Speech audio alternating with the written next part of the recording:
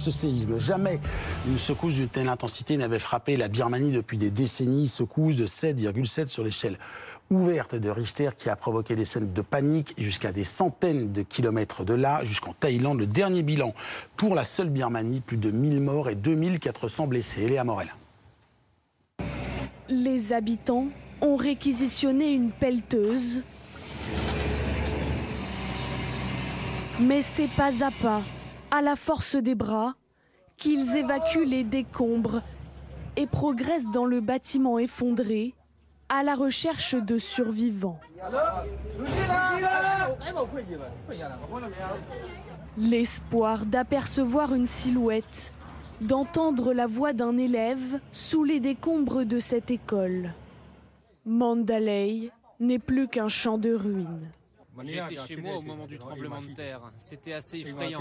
Ma famille est saine et sauve, mais d'autres personnes ont été touchées. Je suis vraiment désolé pour eux. Je suis très triste de voir une telle situation. Une course contre la montre s'est enclenchée pour tenter de localiser les survivants. Ici, des maisons sont partiellement effondrées ou menacent de s'écrouler. Je me sens si triste de voir ce genre de situation désolante. Jusqu'à présent, je n'avais jamais vécu quelque chose de semblable. C'est la première fois, je suis très triste.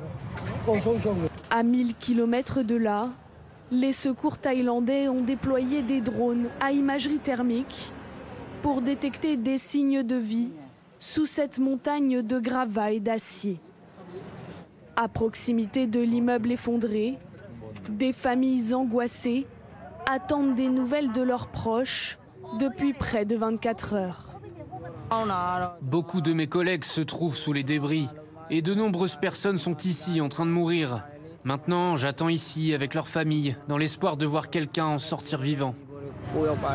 Cet ouvrier était présent lors du tremblement de terre.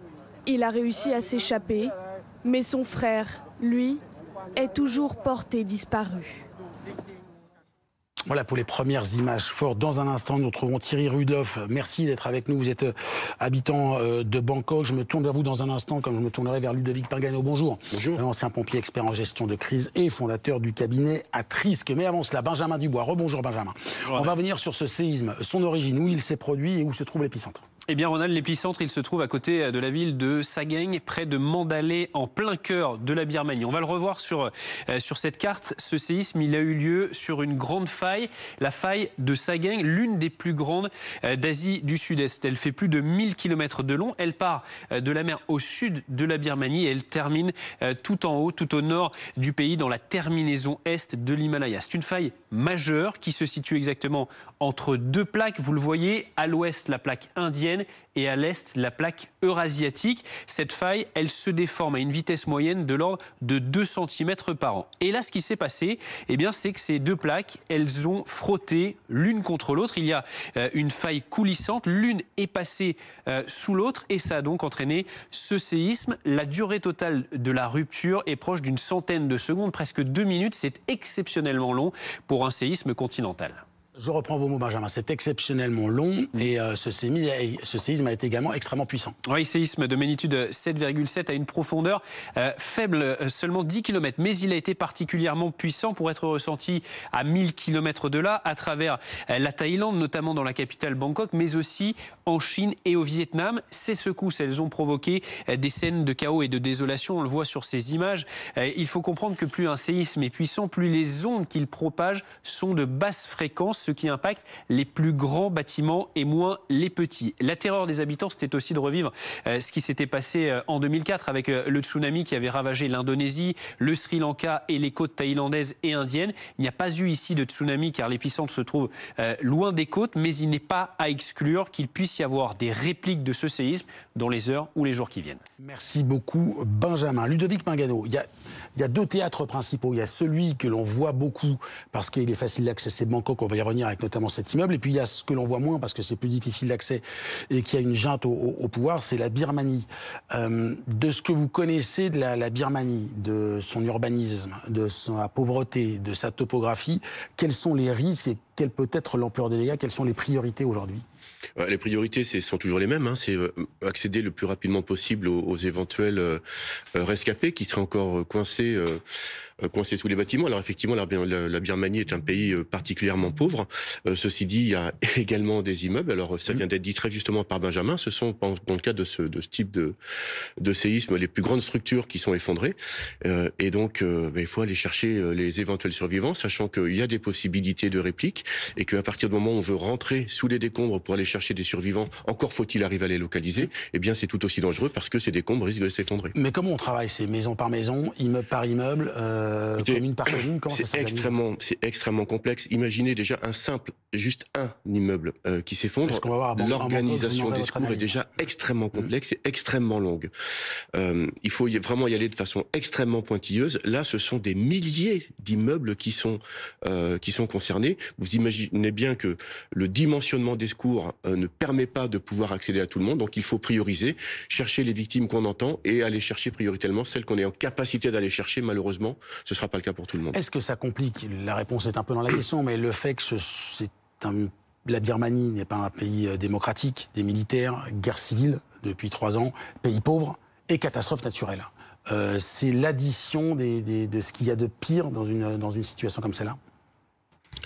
Ou est-ce que ça rajoute, ou est-ce qu'au final ça ne change pas grand-chose quand on voit l'ampleur des dégâts? Enfin, vous savez, je sais pas si le fait d'être dans un pays riche ou pauvre change grand-chose.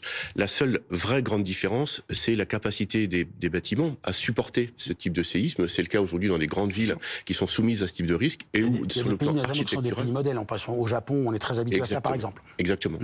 Effectivement, dans tous les autres pays où on n'a absolument pas pris en compte ce risque en imaginant que ça ne pouvait pas arriver, les conséquences sont absolument catastrophiques, dramatiques. On va accueillir ensemble Thierry Rudloff. Merci d'être avec nous de nouveau. Je le disais il y a quelques instants, vous habitez Bangkok. Comment ça s'est passé pour vous hier? Écoutez, j'écoutais disait votre reporter sur la longueur de la secousse et je confirme, j'ai vécu dans d'autres pays, notamment au Mexique et en Californie. Avoir plusieurs expériences de documentaire et je peux vous dire que cette c'était certainement celle qui était la plus impressionnante par sa durée, par la... Moi j'ai ressenti. J'étais chez moi sur un plus de 30 étages. Je peux vous dire que ça secouait fortement. Monsieur Rudloff, je suis désolé, je vais me permettre de vous interrompre parce qu'en fait la liaison est très robotisée, on a du mal à comprendre. On va essayer de vous rejoindre dans un instant pour qu'on puisse justement profiter de votre témoignage d'une meilleure façon. Avant cela, Ludovic Pagano, je voudrais qu'on revienne sur cette image, l'image de l'effondrement. Donc on est à Bangkok, on est à 1000 km de l'épicentre du séisme et voici ce qui se passe. Immeuble en construction, c'est l'expression château de cartes, ça s'effondre. Au minimum une quarantaine d'ouvriers à l'intérieur. On a eu le témoignage de l'un d'entre eux qui a pu s'en sortir. Que font les secouristes? Comment ils travaillent dans cet amas de béton, de câbles, de fer Tout d'abord, il faut du silence, il faut écouter. Il faut écouter parce que s'il y a des victimes, bien sûr, qui sont coincées sous les décombres, certains peuvent crier, certains peuvent taper également. Et donc, le premier outil, les premiers outils sont nos oreilles pour arriver à les localiser. Ensuite, certains utilisent des chiens, encore faut-il en avoir, et en avoir suffisamment. On en parle, hein, la dimension du chantier est tellement gigantesque que, bien entendu, il n'y en aura jamais assez. Et puis ensuite, il y a du matériel très spécifique qui permet effectivement d'écouter sous les décombres. Mais quand on voit les photos, pas besoin d'être un grand expert en gestion de crise pour comprendre à quel point il va être extrêmement difficile de retrouver du monde. En général, les recherches se font de façon très très pointilleuse. Là, on voit bien que déjà, il y a des moyens de chantier extrêmement importants qui sont mobilisés pour le plus vite possible arriver à débarrasser les plus gros débris. Mais voilà, c'est...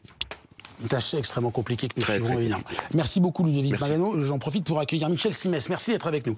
Médecin, auteur de Santé à vous de jouer. Au départ, l'invitation que nous vous avions lancée, c'était pour parler de la rougeole. On va le faire dans un instant, mais je profite de votre participation pour avoir votre analyse de médecin sur ce type de situation, catastrophe naturelle. Alors il y a des choses complètement différentes. La Thaïlande est un pays beaucoup plus développé, beaucoup moins pauvre, en tout cas à Bangkok, que la Birmanie. Mais c'est quoi les priorités quand on est sinistré, quand on est secouru? Comment on travaille là-dedans, quand on est médecin? Le vrai problème, quand il y a eu des effondrements comme il y a eu avec, cet immeuble, c'est qu'il va y avoir des syndromes de compression, c'est-à-dire que les personnes qui sont bloquées, si elles ont la chance d'être encore vivantes, ont souvent des membres qui sont écrasés par les blocs de béton.